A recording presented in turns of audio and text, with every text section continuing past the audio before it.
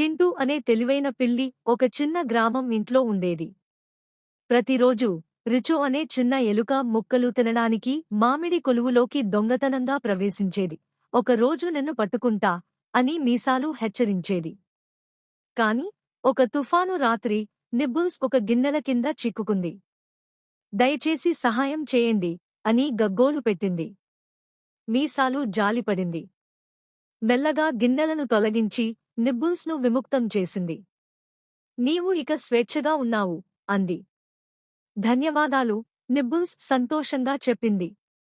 ఆ రోజు నుంచి నిబ్బుల్స్ తనకు దొరికిన తిండిని మీసాలతో పంచుకోవడం మొదలుపెట్టింది.